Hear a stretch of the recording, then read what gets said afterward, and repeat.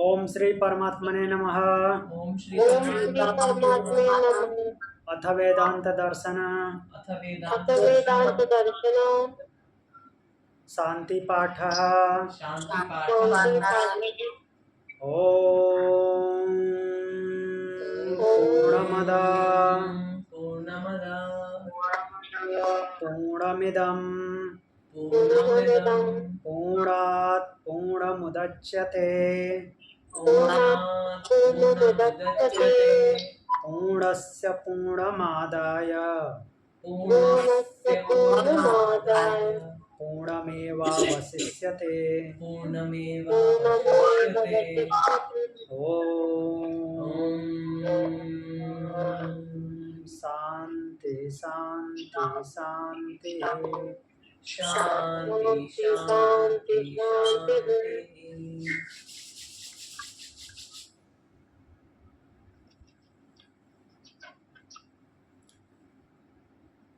तो हमने कल छठे मंत्र में देखा था जिसमें उन्होंने बताया था कि केवल श्रुतियां ही प्रमाण नहीं, स्मृतियां भी प्रमाण हैं। किस बात के लिए? कि सब कुछ वह ब्रह्म ही है।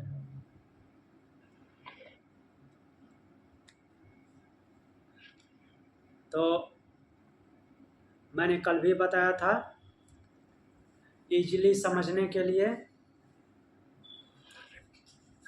शुरू से ही अद्वैत का माध्यम नहीं लेना है। हाँ, अद्वैत है लास्ट में, जो जीवात्मा है वो परमात्मा में ही मिक्स हो जाता है, वो स्वतंत्र नहीं रहता। वो जब ब्रह्म स्थिति वाला हो जाता है तो ब्रह्म ही हो जाता है, तो इसलिए अद्वैत है। उससे पहले जब वो लिप्त है तो उसे उस अपने वास्तविक स्थिति का ज्ञान नहीं होता, तो इसलिए वो उसको द्वैत भाव से समझना है। अर्थात तो वो अलग है, तभी तो उसको देख रहा है, ब्रह्म को, मीन्स उसको जानने की कोशिश कर रहा है। तो जब तक उसको ज्ञान नहीं होता तब तक वो द्वैत भाव में है। जिस दिन उसको ज्ञान हो जाएगा और जिस दिन वो ब्रह्म स्थिति में पहुंच जाता है, उस दिन वो अद्वैत हो जाता है, क्योंकि वो ब्रह्म ही हो जाता है और ब्रह्म कोई अलग से दूसरा ब्रह्म नहीं बनता, उस ब्रह्म में समाहित हो जाता है।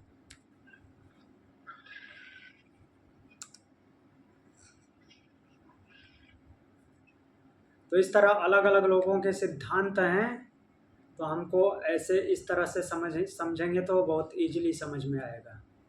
जैसे शंकराचार्य जी अद्वैतवाद के प्रवर्तक हैं, अद्वैत सिद्धांत के। तो वो मीन्स अद्वैत सिद्धांत को ऐसे प्रस्तुत करते हैं, और हाँ ठीक है, वो इतना ऊंचे लेवल का तर्क देते हैं, तो हमेशा ऊंचे लेवल का तर्क दे दे करके दिमाग को प्रेशराइज नहीं करना है, कि वो शुरू से ही अद्वैत की भावना से भावित कर देते हैं।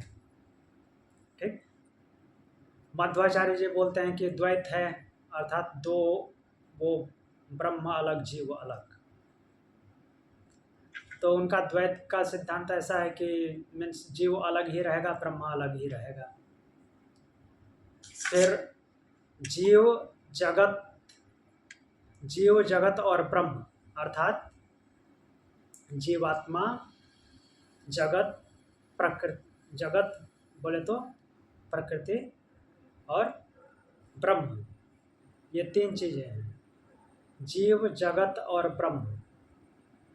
तो कई सिद्धांतकार ऐसे हैं जिनका ये तीन अलग अलग मानना है, जीव अलग, जगत अलग, ब्रह्म अलग।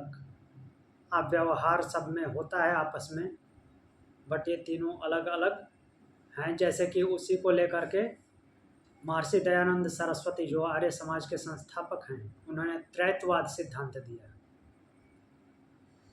ब्रह्म, जगत और जीव। ठीक, लेकिन ये जो जीव जगत और ब्रह्म का सिद्धांत जो लोग देते हैं, उसमें से मैक्सिमम ऐसे हैं जो मानते हैं कि ये जीव से अलग है, मीन्स जीव जो है अपना अलग अस्तित्व रखता है, जगत जो है अलग अस्तित्व रखता है जिसमें ये जीव है, और ब्रह्म जो है वो अलग अस्तित्व रखता है, वो सुप्रीम है। लेकिन शंकराचार्य जी का सिद्धांत इसलिए सबसे पावरफुल है, हम वो शुरू से अद्वैत लेके चलते हैं, वो अलग की बात है, बट हमारे समझने के लिए जीव को अलग मीन्स जीवात्मा और परमात्मा ऐसे समझना है। और शंकराचार्य जी की विशेषता इसलिए है कि जो वो एकात्म करते हैं अर्थात अद्वैत का भाव लेते हैं, तो ये जो जगत है अर्थात जो ये सृष्टि है ये दो रूपों में है, चर और अचर।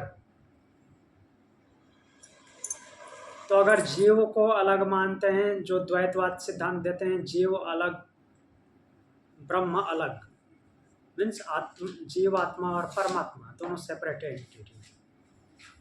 तो जीवात्मा और परमात्मा ऐसा मानेंगे तो जीवात्मा की कैटेगरी में तो केवल चर आएंगे, अचर कहाँ गया। मीन्स जो चलायमान है, जिनकी वृद्धि होती है, वो तो जीव में काउंट होंगे, वनस्पतियाँ जंतु काउंट होंगे। जो ईंट पत्थर ये मकान है और चीज़ें जो हैं पहाड़ मिट्टी, वो सब कहाँ गए, वो तो जीव है नहीं। तो शंकराचार्य जी बोलते हैं कि हर जगह ब्रह्म है, मीन्स कोई ऐसी जगह नहीं है सृष्टि में जहाँ ब्रह्म नहीं है। तो वो चर और अचर दोनों पे अप्लाई हो जाता है ऑटोमेटिकली। ईंट पत्थर मिट्टी और यहाँ तक कि जो एटम है वहाँ तक ब्रह्म ही ब्रह्म है, कोई ऐसी जगह नहीं है।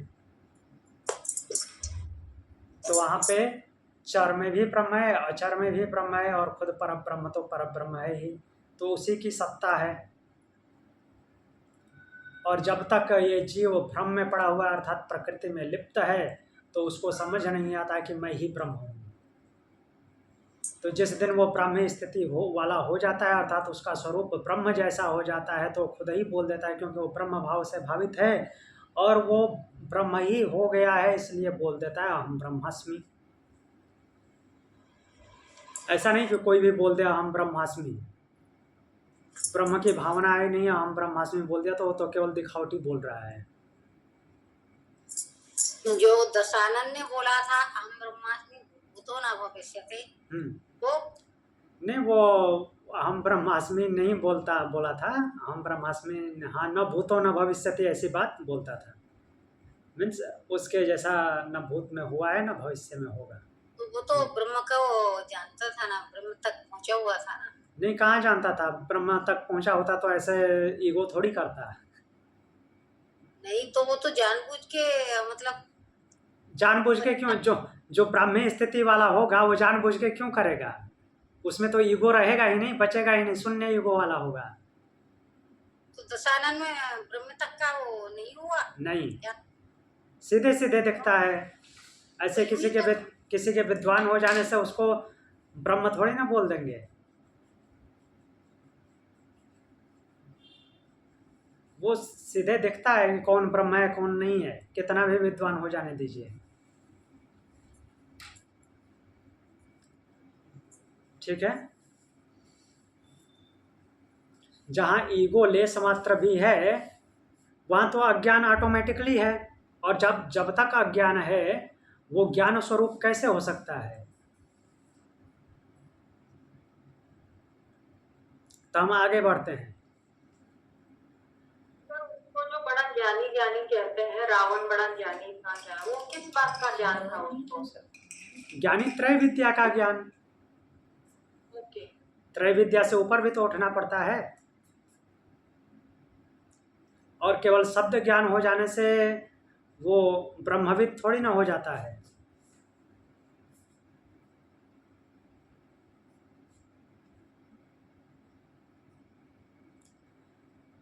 तो आगे संबंध देखते हैं छांदोग्य उपनिषद का 3:14, मीन्स जो तीसरा अध्याय चतुर्दश खंड है उसको एकदम से तोड़ मरोड़ के रख दिया बादरायण व्यास जी ने।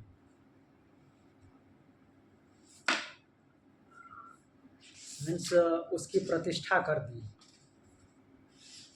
वेदांत दर्शन के माध्यम से। तो 3:14 का तीसरा और चौथा मंत्र क्या बोल रहे हैं कि जो उसमें बताया गया है कि वो हृदय में रहता है। एक बार फिर से पढ़ देता हूँ। ये समा आत्मांतर हृदय अड़ियान विहेर्वा यावाद्वा सर्वपाद्वा श्यामा काद्वा श्यामा कतंडुलाद्वैस म आत्मांतर हृदय जायान पृथिव्या जायान अंतरिक्षा जायान्यान दिव्यो जायानेभ्यो लोकेभ्य। तो उसको हृदय में रहने वाला बताया गया। उसकी सूक्ष्मता कुछ धान्य पदार्थों से, लाइक धान, सरसों, सावा, इस तरह के अन्नों से उसकी तुलना करके सूक्ष्मता बताई गई है।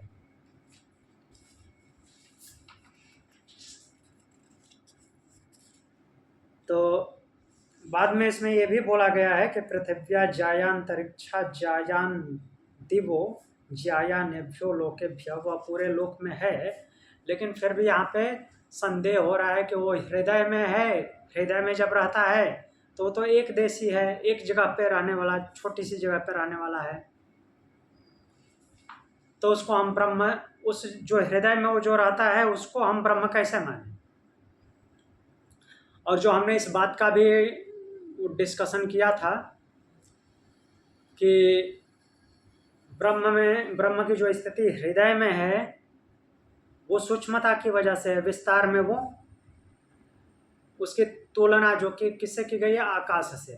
जैसे आकाश सर्वव्यापी है वैसे वो सर्वव्यापी है, यहाँ तक कि वो आकाश से भी ज़्यादा व्यापक है। बट एग्जाम्पल के लिए उससे, आकाश से अच्छा उदाहरण और कोई नहीं होता ब्रह्म को कंपेयर करने के लिए। जबकि आकाश भी उसी में है, ब्रह्म में ही है, लेकिन ऐसे और कोई माध्यम नहीं है जिससे उसकी तुलना की जाए। तो एक देशीय जो है वो जीवात्मा को वहीं पे मिलने के लिए और वहीं पे उसको ज्ञान करने के लिए वहाँ पे हृदय में जो उपस्थित है सूक्ष्म रूप में, तो वहीं पे वो उसको जान सकता है। मीन्स उसको वहीं पे ज्ञान हो जाएगा, कहीं और जाने की जरूरत नहीं है। और जो कहीं और जाने की ज़रूरत नहीं है, ये शब्द जीवात्मा पे अप्लाई भी नहीं होता, क्योंकि वो कैसे ऑब्जर्व करता है? इंद्रियों से। बाहर की चीज़ों को वो इंद्रियों के माध्यम से देखता है ना, वो खुद नहीं देख सकता। तो जब इंद्रियों के माध्यम से देखता है और जिसको जानना है वो इंद्रियों की सीमा से परे है, तो बाहर निकलेगा कैसे और बाहर निकल के करेगा क्या? कहाँ से उसको जानेगा? वो जो बहिर्व्याप्त है उसको तो बाहर निकल के भी जान नहीं सकता, क्योंकि बाहर वो इंद्रियों के माध्यम से देखता है और वो इंद्रियों की सीमा से परे है जिसको जानना है, तो उसको अंदर ही जानेगा। इसलिए उसको हृदय देश में बताया गया है कि उसका मिलन उससे हृदय देश में ही, अर्थात जो जहाँ पे बुद्धि है वहीं पे होगा। न तो उसकी क्षमता है बाहर निकल के देखने की, और न ही वो बाहर, अगर ऐसा सोच भी लिया जाए कि बाहर उसको खोज सकता है, तो पहले तो बाहर निकलने की उसकी यही नहीं है, कोई माध्यम ही नहीं है बाहर निकलने का, क्योंकि वो इंद्रियों के माध्यम से बाहर की चीज़ों को देखता है। इंद्रियों को उसने शक्ति दे रखी है, उसकी शक्ति क्या है? ब्रह्म की ही शक्ति है। उसने शक्ति प्रदान करके चेतनता दे रखी है, जिसकी वजह से बाहर की चीज़ें उसको दिखाई देती हैं, सुनाई देती हैं इन ज्ञानेंद्रियों के माध्यम से। और वो जो ब्रह्म है, चेतन तत्व है, वो इंद्रियों की सीमा से बाहर आता है और बाहर बिना इंद्रियों के वो कुछ कर नहीं सकता।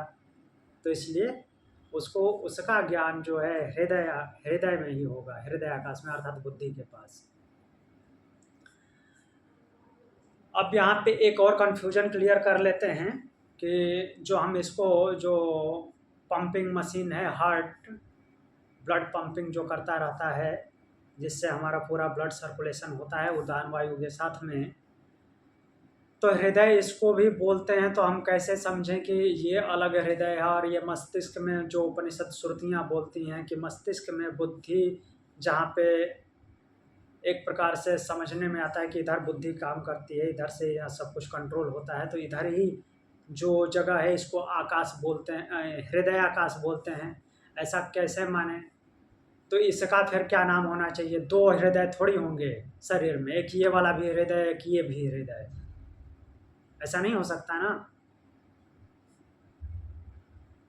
तो कि ये बुद्धि वाला हृदय, ये ब्लड पंप करने वाला हृदय, इसका हृदय बाद में आया है। अब कैसे आया वो तो अनुसंधान का विषय है कि क्यों इसका नाम हृदय रखा गया। बहुत सारी जो मीन्स हिंदी भाषा में पूरी तरह से प्रचलित है, बाकी भारतीय भाषाओं में भी यही हृदय प्रचलित है, लेकिन दर्शन की दुनिया में या पूरे संस्कृत साहित्य में जहाँ जहाँ भी फिलॉसफी है वहाँ पे ये हृदय आता है, जो ब्रह्मरंध्र के नीचे है, ये हृदय नहीं। जबकि संस्कृत भाषा में भी ये हृदय शब्द प्रयोग होता है सामान्य भाषा में, जो अपना चेस्ट के अंदर है, बट इसका नाम जो है वास्तव में वृक्क है। एनाटॉमिकली क्या सर, क्या ये- प्रोनाउंसिएशन? वृक्क, वृक्क बोलते हैं। हाँ, इसका वास्तविक नाम हृदय नहीं है, शुरू से इसका नाम वृक्क है। एनाटॉमिकली भी वृक्क ही है। जैसे लिवर को यकृत बोलते हैं, इसको वृक्क बोलते हैं। हृदय बाद में नाम आया है। तो फिलॉसफी के दृष्टिकोण से ये वाला हृदय जो है, इसको हृदय जो बोला जा रहा है वो सही है, क्योंकि भावनाएं वहीं से भावित होती है। और हम आज भी किसी को कुछ प्रेशराइज करके बुलवाना होता तो ऐसे बोलते हैं कि हृदय से बोलिए कि ऐसा है, ऐसा ही बोलते हैं ना। तो क्या यहाँ से बोलेगा? वहीं से बोलता है सोच समझ के। एक बार फिर से सोच लो, हाँ बोलने से बार फिर से सोच लो। हाँ, तो वो हृदय से ही सोचता है। वो हृदय ये पंपिंग मशीन से थोड़ी ना सोचता है।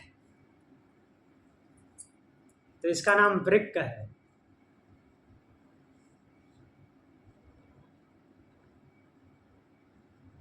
तो अब आगे बढ़ते हैं, इसमें देखते हैं कि जो हृदय में रहता है तो वो एक देशीय हो गया, तो उस पर क्या रिप्लाई देते हैं? और बकौकस व्यपदेशाश्च नेति चेतना निश्चय त्वादेवं व्योमवच्च। चेतना अर्थात ऐसा यदि कहें तो उचित नहीं है। क्या? और बकौकस्त्वात् के हृदय रूपी छोटे स्थान में जो स्थित है, तो भी तद व्यपदेशात, और उसे अत्यंत छोटा बताया गया है, उसको ऐसा उपदेश किया गया है, तद व्यपदेशात ऐसा उपदेश किया गया है कि वो हृदय में रहता है। इस कारण न वह ब्रह्म नहीं हो सकता, इति न, यह कहना ठीक नहीं है। वह हृदय जैसे छोटी सी जगह पर रहता है ऐसा कहा गया है, ऐसा माने कि, और ऐसा मान लें कि वो ब्रह्म नहीं है, तो ऐसा कहना ठीक नहीं है। क्यों ठीक नहीं है? तो बोलते हैं कि निश्चयत्वात् एवं च व्योमवत्, हृदय देश में वो दृष्टव्य है, जीवात्मा के लिए वहाँ पे है। मीन्स वो इतनी सूक्ष्मता है उसकी कि वो अंदर भी है, और फिर क्या बोलते हैं कि व्योमवत, व्योमवत आकाश की तरह भी है, आकाश की तरह व्यापक भी है। इतना सूक्ष्म है कि वो हृदय में है, और इतना व्यापक है कि वो व्योमवत है, आकाश की तरह विस्तृत है।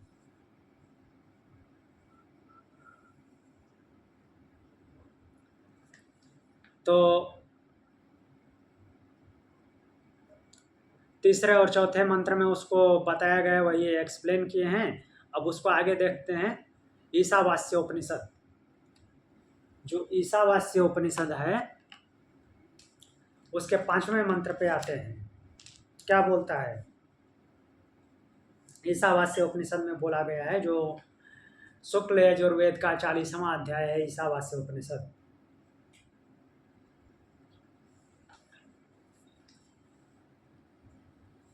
तो बोलते हैं तदे जति तन्नय जति तददूरे तद्वंतिके तदंतरस्य सर्वस्य तदु सर्वस्याय बाह्यतः। तो ईशावास्य उपनिषद बोलता है कि ब्रह्म के बारे में, वे एजति चलते हैं, न एजति नहीं चलते हैं, दोनों है, चलता भी है नहीं भी चलता है, पूरे द्वंद्वों के साथ है। चलता कैसे है? क्योंकि जो भी जाने वाला है, चलने वाला है, उसके आगे आगे वो है। क्यों आगे आगे है? न एजति, नहीं चलता है। क्यों नहीं चलता? क्योंकि वो सर्वव्यापी है, उसको चलने की जरूरत क्या है। तददूरे तद्वंतिके, वह जितना दूर हम सोच सकते हैं उतना दूर, बल्कि उससे भी दूर तक है। तद्वंतिके, और जितना नज़दीक सोच सकते हैं उससे भी नज़दीक में है। हम नज़दीक में कितना सोचेंगे? अपने स्किन के पास में, वो उससे भी नज़दीक में, वो अंदर घुसा हुआ है। इतना व्यापक है कि हमारी सोच भी वहाँ तक नहीं पहुँच सकती, और इतना नज़दीक है कि उस नज़दीकी में भी हम नहीं पहुँच सकते, वो अंदर घुस गया है। तदंतरस्य सर्वस्य तदो, और वह क्या है कि अंतरस्य सर्वस्य, सर्व के अंदर है। सर्व मतलब कि पूरे सृष्टि के अंदर। सर्वस्यास्य बाह्यता, और सबके, सर्वस्यास्य मतलब इंडिविजुअल सोल की बात नहीं कर रहे हैं, मीन्स जीवात्मा की बात नहीं कर रहे हैं कि जीवात्मा के अंदर और जीवात्मा के बाहर, नहीं। सर्व मतलब कि संपूर्ण जगत, संपूर्ण जगत के भीतर जितना भी गहराई तक जा सकता है उतना ही सूक्ष्मता में भी है, और संपूर्ण जगत के बाहर अर्थात उसको कवर करके व्याप्त है। संपूर्ण जगत की जितनी लिमिट है उससे भी वो बाहर है। इतना उसका विस्तार है और इतनी सूक्ष्मता है। ईशावास्य उपनिषद ऐसा बोलता है।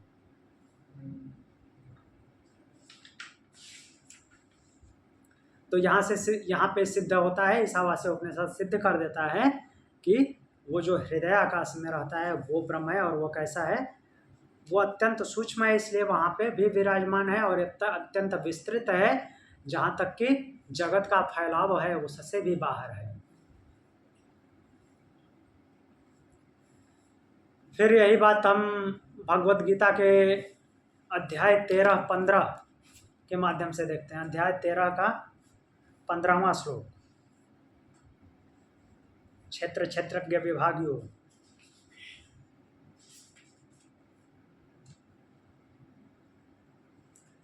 तो उसमें क्या बोलते हैं? बहिरंतस्य भूतानाम अचरम चरमेव च सूक्ष्मत्वात् तद्विज्ञेयं दूरस्थं चान्तिके च तत्। बहिरंतस्य भूतानाम, बाहर भी और अंतर भी। बहिरंतस्य भूतानाम, पंच महाभूतों से जो कुछ भी बना हुआ है उन सब के अंदर भी है और बाहर भी है। भूतानाम का मतलब केवल प्राणी जगत नहीं समझना है, इसलिए मैंने पहले ही बताया चर और अचर, शंकराचार्य जी के माध्यम से। केवल चर ही जगत नहीं है, अचर भी जगत है। चर और अचर दोनों है उसमें। तो पंच महाभूतों से जो कुछ भी निर्मित है, पंच महाभूत केवल चर में नहीं है, अचर में भी है।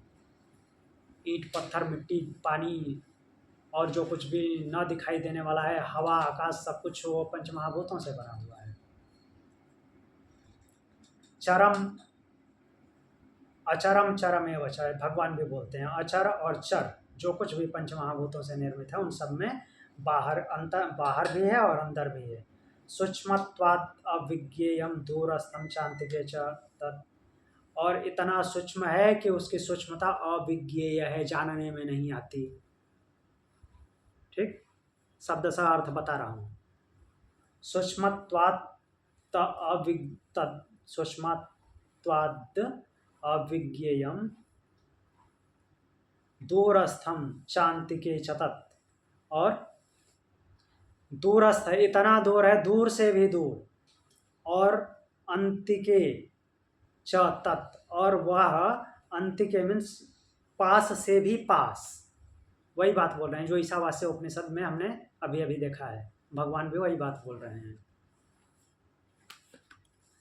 तो इसलिए हृदय में स्थित होने के कारण उसको एक देशीय और सूक्ष्म बोल देना और ये बोल करके रिजेक्ट कर देना कि वो ब्रह्म उसको कैसे माने, ये गलत है, ये उचित नहीं है,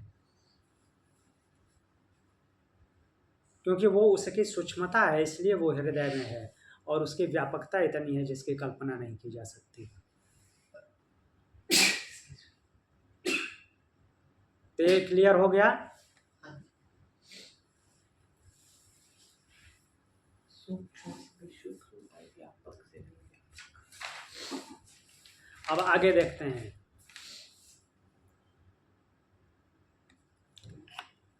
आगे का संबंध है, वह सबके हृदय में स्थित होकर के उसके सुख दुख से अभिभूत नहीं होता। वह हृदय में स्थित है तो उसको सुख दुख की भी अनुभूति होनी चाहिए, क्योंकि जीवात्मा के साथ है, जीवात्मा शरीर में है, उसी शरीर में वो भी विद्यमान है, परब्रह्म भी विद्यमान है ना। उस जीवात्मा को शक्ति दे रखी है और जो बाहर विस्तृत है वही उसके अंदर भी है, तो उसको सुख दुख की अनुभूति होनी चाहिए परब्रह्म को। और ऐसा नहीं कि वो सूक्ष्मता से जो अंदर घुसा हुआ है उसको ये स्किन के बाहर वाले से कट कर देना है कि वो अलग हो गया, नहीं, वो उसकी सूक्ष्मता ऐसी है कि कंटिन्यूटी में अंदर है और जो जीवात्मा बन करके इसका संचालन कर रहा है उसको अलग रूप में देखना है। वो निर्लिप्त ब्रह्म भी इसके अंदर है और जो लिप्त है जिसको अपर ब्रह्म बोलेंगे, जीवात्मा जिसको हम बोल रहे हैं, वो भी है। उसको जब तक कि वो ब्राह्मी स्थिति में नहीं आ जाता तब तक उसको अलग भाव से देखना है। और ये निर्लिप्त पर ब्रह्म है, वो भी उस सूक्ष्मता की वजह से उसके अंदर व्याप्त है जिसको कि किसी से कुछ लेना देना नहीं है।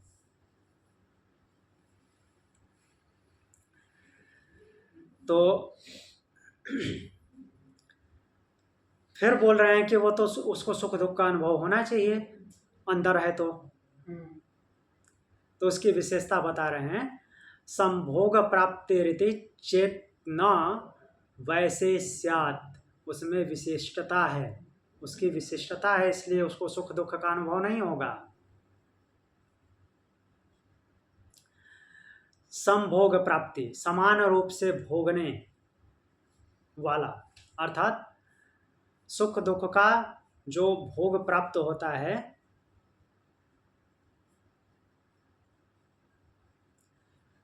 ऐसा माने कि वो अंदर व्याप्त है तो समान भाव से उसको सुख दुख की प्राप्ति होती होगी जैसा कि जीवात्मा अनुभव करता है। तो फिर बोल रहे हैं कि इति न, ऐसा बोलना उचित नहीं है, ठीक नहीं है। क्यों? वैसे स्यात्, क्योंकि जीवात्मा की तुलना में उस पर ब्रह्म की विशेषता है ऐसी कि वो लिप्त नहीं होता।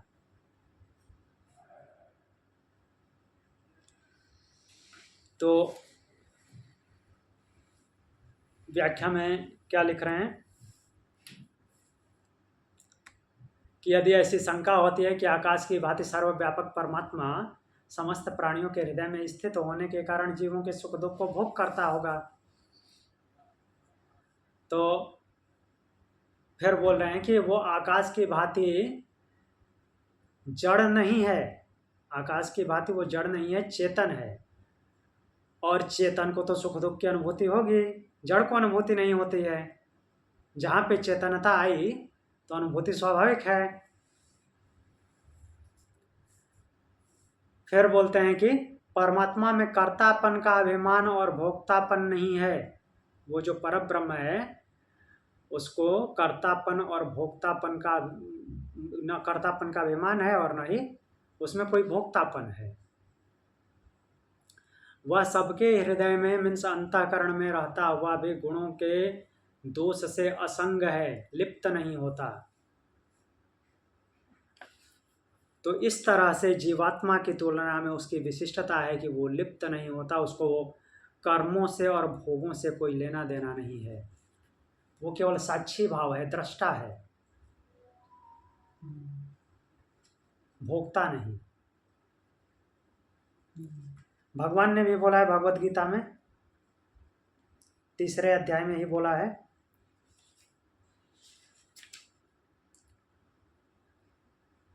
तीसरा अध्याय है या चौथा अध्याय, 1 मिनट।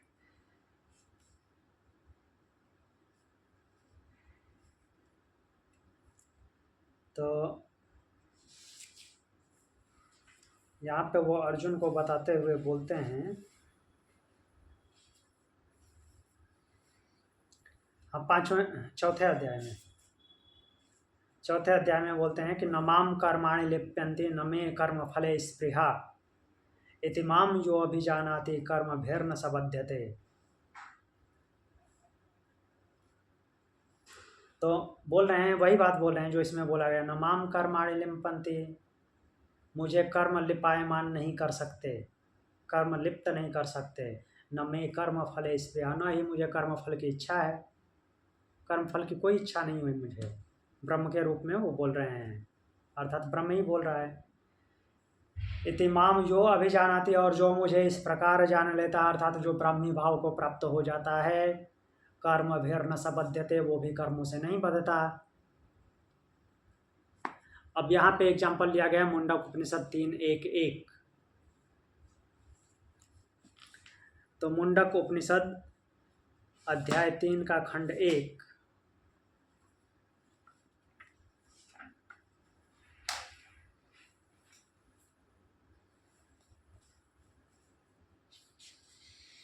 तृतीय अध्याय खंड 1, इसमें जो बोला गया है, पहला मंत्र, ओम असौवादित्ये देवमधो तस्य दौरेव तिरश्चिन्वं सो अंतरिक्षं पूपो मरीचयः पुत्रा। तो 1 मिनट, नहीं सॉरी, ये मैंने छांदोग्य पढ़ दिया। मुंडक उपनिषद का 1-1 बोल रहे हैं।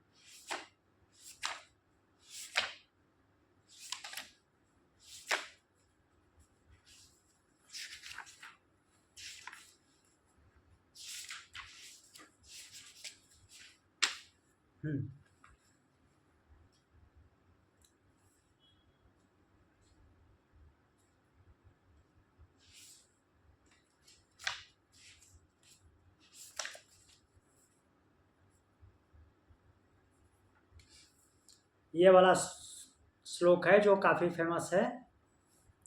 द्वासुपर्णा सयुजा सखायाम समानम वृक्षम परिसस्व जाते तयोरन्य पिप्पलम स्वाद्वयंतम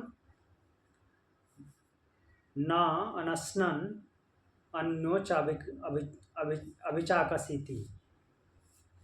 तो इसका जो अंतिम लाइन, अंतिम 2 पंक्तियां हैं, तयोरन्य पिप्पलम स्वाद्वयंत्य अनस्नन अन्यो अभिचाकसीति। तो दो सुंदर पंखों वाले पक्षी हैं जो एक जैसे दिखते हैं, जो हृदयाकाश में बैठे हुए की बात की गई ना, हृदय में स्थित है। तो एक जीवात्मा, दूसरा वो सर्वव्यापी परमात्मा। तो वो क्या है कि दोनों एक जैसे दिखने वाले हैं, क्योंकि एक ही है, वास्तव में अस्तित्व तो उनका एक ही है, एक जो है भटका हुआ है।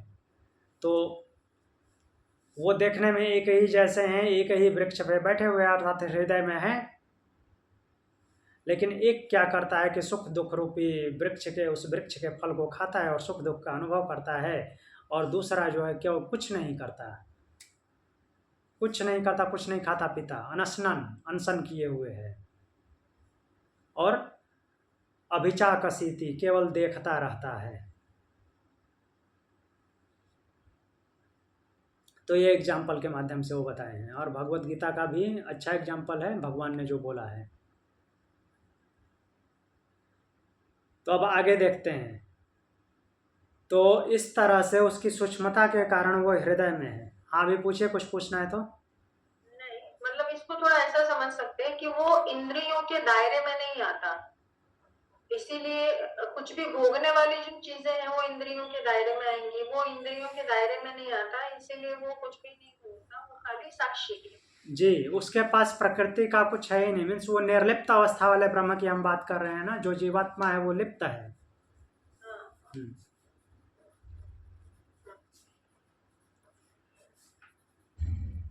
अब देखते हैं आगे क्या बोल रहे हैं। तो इस तरह से यह सिद्ध किया गया है कि सबके हृदय में निवास करते हुए भी वह पर ब्रह्म जो है भोगता नहीं है। जीवात्मा भोगता है, पर ब्रह्म भोगता नहीं है। बट अभी अब नया प्रश्न खड़ा हो रहा है। वेदांत में कहीं कहीं परमात्मा को भोक्ता भी बताया गया है। ऐसा बोला गया है, देखते हैं कहाँ कहाँ बोला गया है। वो तो हमारे थ्रू भोग रहे हैं ना, जब हाँ भगवत जी, गीता में कह रहे हैं भगवत कि गीता मैं में भी आपके बोला थ्रू- गया है। वो हमारे भाई थ्रू भोग रहे हैं, सब भाई कुछ भोग रहे हैं। हाँ, श्वेता उपनिषद में भी सेम जो भगवत गीता में सेम वो है श्लोक है, श्वेता उपनिषद में वही श्लोक है। वो चैरियट वाले में भी यही है, वो पीछे हाँ। बैठे chariot- फिर कठोपनिषद, कठोर चैरियट वाले में। कठोपनिषद का 1-2-25 जो है उसमें ऐसा बताया गया है। देखते हैं कि क्या बोल रहा है कठोपनिषद का 1-2-25। 1-2-25 chariot है।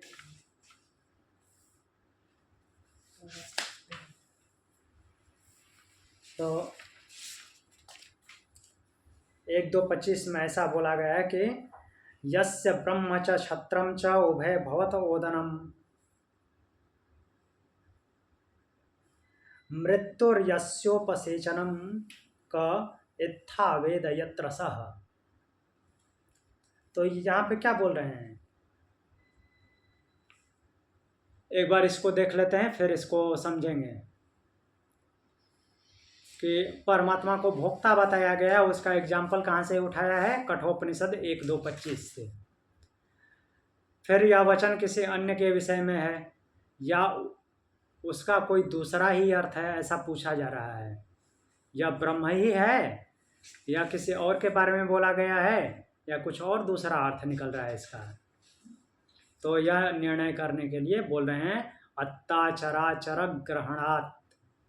अत्ता चराचर ग्रहणात्, चराचर ग्रहणात् मतलब कि चर और अचर को ग्रहण करने वाला होने के कारण। हमने क्या देखा था शुरू में, उसकी वजह से जगत की उत्पत्ति स्थिति और प्रलय है। उत्पत्ति स्थिति और प्रलय का कारण वही ब्रह्म है। तो इस जो ये मंत्र उठाया हुआ है 1-2-25 वो प्रलय का वर्णन कर रहा है, न कि उसके भोगने का। तो वो क्या है कि अत्ता, अत्ता अर्थात भोजन करने वाला है। इसमें भोजन करने की बात की गई है, वो सबको अपने अंदर समाहित कर लेता है। प्रलय की बात की गई है इसमें। यस्य ब्रह्म च क्षत्रम च उभय भवत ओदनः मृत्युस्यास्योपसेचनम क इत्था वेद यत्र सः। तो ब्रह्म च क्षत्रम च, दो सिस्टम की बात की गई है प्रकृति के। ब्रह्म जो पठन पाठन कराने वाला अर्थात ज्ञान, जिससे ज्ञान होता है। छत्र अर्थात जो संचालन करता है। इन्हीं दो पे पूरी सृष्टि चलती है। इसको आधुनिक वर्ण व्यवस्था में नहीं जोड़ना है, वो फिर कहानी बन जाएगी। इन दो ही का नाम क्यों लिया है, क्योंकि एक से क्या होता है कि ज्ञान प्राप्त होता है, ज्ञान प्राप्ति का माध्यम है ब्रह्म। ब्रह्म बोलता ब्राह्मण, यहाँ पे ब्राह्मण के संबंध में आया है। पठन पाठन काम कराना अर्थात ज्ञान अर्जित करना, ज्ञान को फैलाना, और ज्ञान फैलेगा तो कर्म होगा। कर्म होगा तो उसका संचालक कौन है, मीन्स संचालन करने वाला, पूरे सृष्टि का रेगुलेशन करने वाला क्षत्रिय, जो क्षत्रिय ग्रुप है। तो इन दोनों के माध्यम से सारी व्यवस्था चलती है। तो इसलिए बोल रहे हैं कि ब्रह्म च छत्रम च उभय भवत ओदनम ओदनः, ये दोनों क्या हैं? ये उभय अर्थात दोनों के दोनों उसके भोजन हैं, ओदन हैं, इन दोनों को खाता है वो। तो ऐसे एक तरह से खाना विजुअलाइजेशन कराया है इस मंत्र के माध्यम से। और ऐसे कुछ ऐसा नहीं है कि वो दाल भात जो चावल दाल है उसकी तरह से मिक्स करके हाथ से उठा के खाता है। इसको इस तरह से भी समझ सकते हैं, जैसे किसी को मान लीजिए कि कैंसर हुआ और उसकी मृत्यु हो गई, तो क्या बोलते हैं कि उसको कैंसर खा गया। तो कैंसर ने उसको क्या चावल दाल की तरह खाया? कैंसर ने उसकी मृत्यु कर दी, तो कैंसर खा गया। वैसे ये यहाँ पे बोला गया कि वो ब्रह्म छत्र को खा जाता है, ओदन है, उसके भोजन है। और मृत्युर्यस्योपसेचन सेचनम, अब इस कार्य में उसकी सहायता कौन करता है? मृत्यु, जो कि उसी का एक अंग है, उसी की एक शक्ति है। मृत्यु भी ब्रह्म की ही एक शक्ति है जो इस कार्य में उसकी सहायता करती है। तो और वो मृत्यु को माध्यम बनाता है। मृत्यु को माध्यम बनाता है, ऐसा नहीं कि उसको अपने साथ साथ सपोर्ट में लेके चलता है। इन दोनों को खाने के लिए वो मृत्यु माध्यम बनती है। और उसको उनकी मृत्यु को वो कैसे यूज करता है? मान लीजिए कि ब्रह्म और क्षत्रिय चावल और रोटी जैसे हो गए, तो उसको खाने के लिए भी तो कुछ चाहिए, चटनी सब्जी वगैरह तो चाहिए। तो जो मृत्यु है, मृत्यु ब्रह्म की चटनी और सब्जी है। वो चटनी और सब्जी को माध्यम बनाता है और उसके माध्यम से उन चावल दाल ब्रह्म रूपी चावल सब्जी को, चावल और रोटी को खाता है। इत्था वेद यत्र सः, तो वह परमेश्वर जहाँ और जैसा यह ठीक ठीक है वैसा कौन जानता है? कह वेद, जो क इत्था वेद यत्र सः मीन्स जो ऐसा इस प्रकार से जो ब्रह्म है, एक प्रकार से क्वेश्चनात्मक बनाते हुए बोला जा रहा है कि उसको ऐसा कौन जानता है, अर्थात ऐसा जानने में वो आता नहीं है, लेकिन वो ऐसा ही करता है। तो ऐसा करने की वजह से वो भोगता नहीं है, वो उसकी प्रलयंकारी स्थिति है, वो अपने आप में समाहित कर लेता है सब कुछ को। इसको भोग के अर्थ में नहीं देखना है, जो ये इस पे प्रश्न उठाया गया है कि यहाँ पे तो भोक्ता बोला गया है। ये भोक्ता नहीं है, उसकी प्रलय करने की अर्थात अपने अंदर समाहित करने की शक्ति है।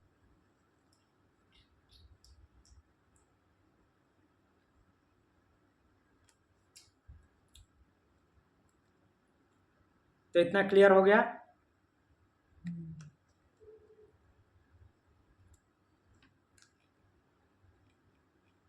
तो आगे मंत्र बोलते हैं, उसी को आगे बढ़ाते हुए सूत्र है प्रकरणाच्च, प्रकरण से भी यही सिद्ध होता है। प्रकरण से भी यही सिद्ध होता है, अर्थात इस सूत्र को, जो इस मंत्र को माध्यम बनाया गया है, तो ये मंत्र आया कैसे है, उसका प्रकरण क्या है? तो उसका प्रकरण बताते हैं कि इसी कठोपनिषद के 20वें से 24वें मंत्र में जो बोला गया है उसका प्रकरण है। तो 20वें से 24वें मंत्र में देखते हैं क्या क्या है। 20वां मंत्र बोल रहा है, अरोणरीयान महतो महीयान नात्मास्य जंतोर्निहितो गुहायाम तमक्रतो पश्यति वीतशोको धातो प्रसादान महिमान महात्मन। तो यह जो जीवात्मा के हृदय गुफा में रहने वाला परमात्मा है, देखिए कहीं पे भी श्लोक में परमात्मा बोल के नहीं आएगा, कहीं कहीं शायद आ जाए, नहीं तो आत्मा शब्द ही आएगा। वो खुद का विवेक यूज करना है कि ये शब्द पर ब्रह्म के लिए यूज हो रहा है, यहाँ पे ये शब्द जीवात्मा के लिए यूज हो रहा है, दोनों के लिए आत्मा ही आएगा।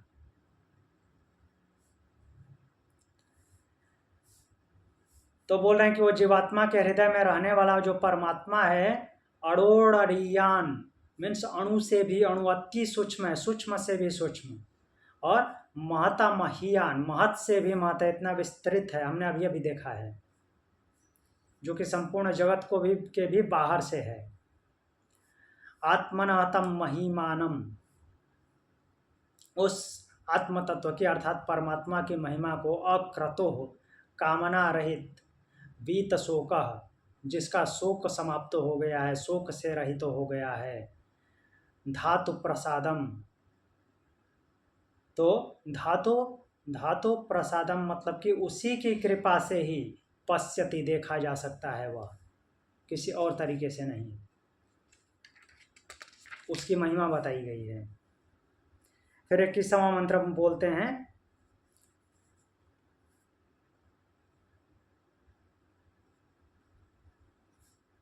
एक मिनट,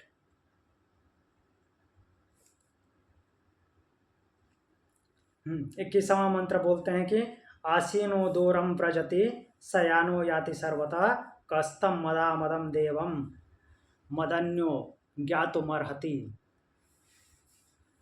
आसीनो दूरम प्रजति, आसीन मतलब कि आसीन मतलब बैठना, अगर वह बैठा हुआ हो, दूरम प्रजति तो भी बैठे हुए ही वो दूर पहुंच जाता है, अर्थात कहने का तात्पर्य है कि वो दूर में भी है, यहाँ पे भी बैठा हुआ है, दूर पे भी है। शयानः सर्वतः याति, सोता हुआ भी वो हर जगह है, वह सोता हुआ भी है, फिर भी वो चलता हुआ हर जगह मीन्स चलायमान भी है। तो उसकी कहने का तात्पर्य है कि उसकी सोई हुई अवस्था, जागृत अवस्था, ऐसा कुछ बोला नहीं जा सकता, कुछ भी अप्लाई नहीं होता उस पर। तम मद मदम देवम, मद मदम अर्थात वो अत्यंत ऐश्वर्य से युक्त जो है, देव शब्द उसी के लाया है। मदन्यः कः ज्ञातुम अर्हति, मुझसे भिन्न दूसरा कौन है जानने में समर्थ है। तो कहने का तात्पर्य यह है कि उसको सर्वव्यापी और सारे सामर्थ्य से युक्त बताया गया है। मदन्यः कः ज्ञातुम अर्हति, उसमें ये भी समर्थ है जो कि दूसरे को जानता है।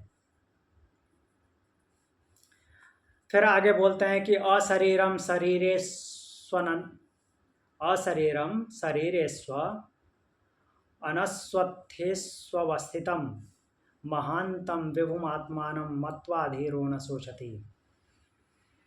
तो अनवस्थेषु स्थिर न रहने वाला, एक जगह स्थिर नहीं है। शरीरेषु अशरीरम, शरीर में होता हुआ भी वो शरीर से रहित है। अवस्थितम, अवस्थितम मतलब कि अवस्थित है, विचलित नहीं होता। महानतम, विभुम महान है, विभुम मतलब कि सर्वव्यापी है। आत्मानम, उस परमात्मा को मत्वा जान करके, धीर न सोचती, धीर पुरुष शोक नहीं करता। उस परमात्मा, उस आत्म तत्व को जान करके जब उस आत्म तत्व को जान जाता है तो वह वही हो जाता है, तो उसको शोक कैसे होगा।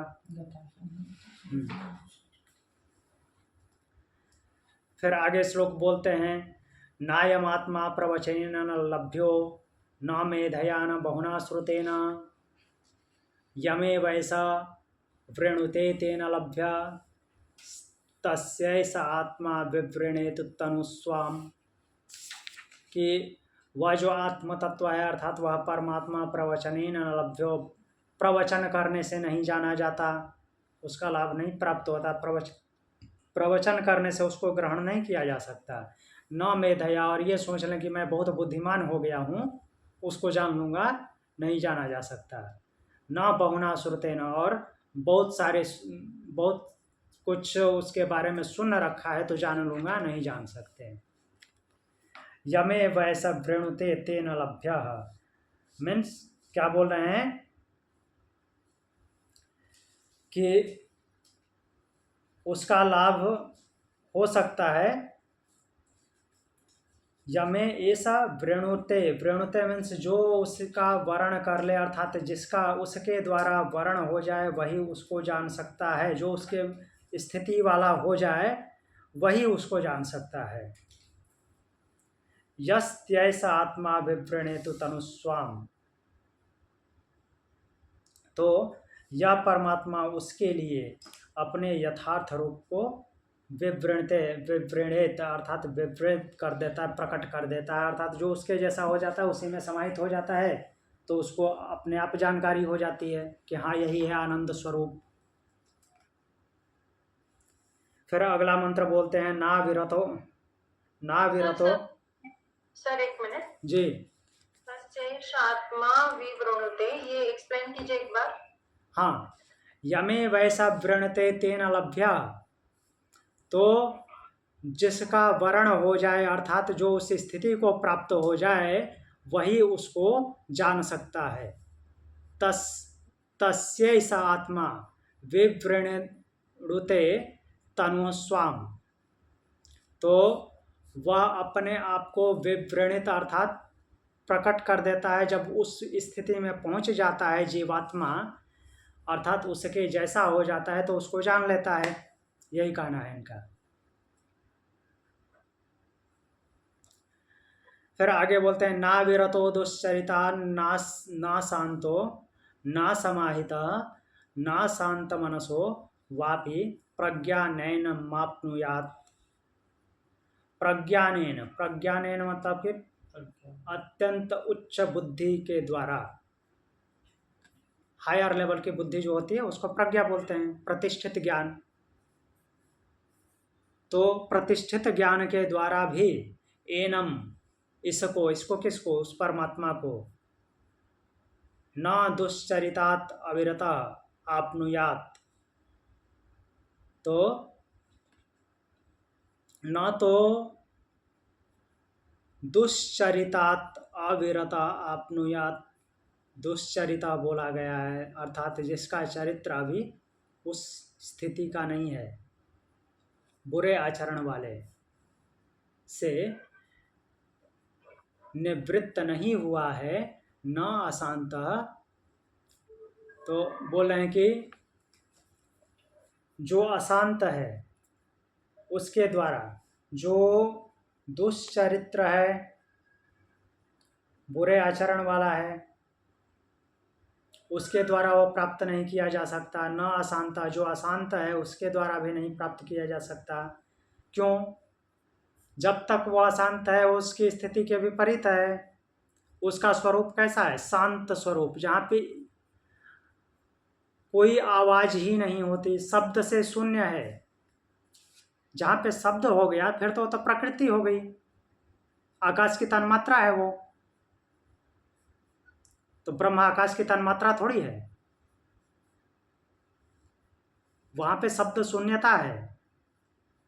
और जो अशांत नहीं, जो शांत नहीं होगा वहां पे शब्द है, और जहाँ पे शब्द है तो वो उसको नहीं जान सकता, नहीं प्राप्त कर सकता। उसके लिए शब्द शून्य होना पड़ेगा, शांत होना पड़ेगा। न असमाहित, असमाहित मतलब कि जिसने समन नहीं किया हुआ है, अर्थात इंद्रियों को शांत नहीं किया हुआ है, इंद्रियों को वश में नहीं किया हुआ है। वश में करना तो दमन होता है, समाहिता मतलब कि शांत करना।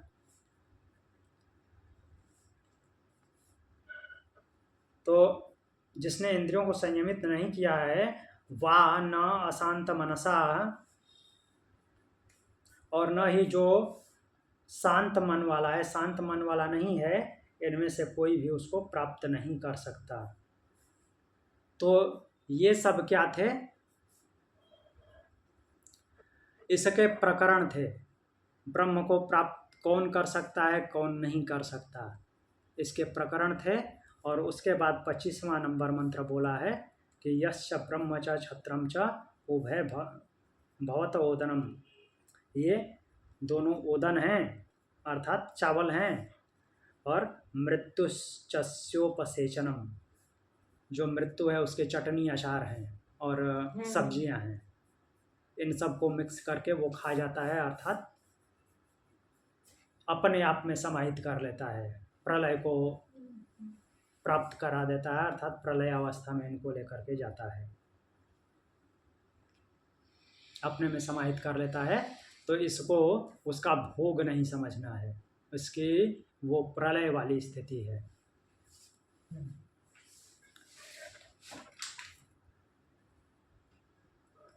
अब आगे बढ़ें, अगला जो मंत्र है वो कल देखेंगे, संबंध एक बार देख लेते हैं ताकि भाव बना रहे। आगे जिज्ञासा होती है, क्या जिज्ञासा होती है? जो आगे की श्रुति है 1-3-1, ऋतम पिबंतो सुकृतस्य लोके, फिर द्वैतवाद आया है। यहाँ पे दो हैं, वो दो कौन है? बोलते हो एक ही है, एक ही है।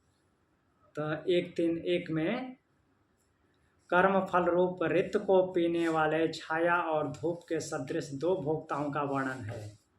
यहाँ परमात्मा कर्म फल का भोक्ता नहीं है, तो उक्त दो भोक्ता कौन कौन से हैं? अभी तो हमने द्वापुष्पर्णा सयुजा सखाया देखा था, जिसमें एक सुख दुख रूपी भोगों को भोगता है और दूसरा कुछ न खाता हुआ केवल देखता रहता है, अभिचाकसीति। लेकिन यहाँ पे तो बोला जा रहा है कि ऋतम पिबंतौ, दोनों रित का पान कर रहे हैं। और वहाँ पे जो बोला गया अभी अभी हमने देखा है कि एक सुख दुख का भोग करता है, दूसरा देखता रहता है। तो यहाँ पे जो पिबंतौ बोला गया है, अर्थात दो हैं, दोनों के दोनों पान कर रहे हैं। तो वे दो कौन हैं? एक तो मान लिया जीवात्मा है, तो दूसरा परमात्मा ही होना चाहिए, वो दूसरा कौन है? तो इसके बारे में हम कल देखेंगे। ठीक है, तो आज यहीं पे पूर्ण करते हैं कक्षा को। ओम शांति। ओम शांति। ओम शांति।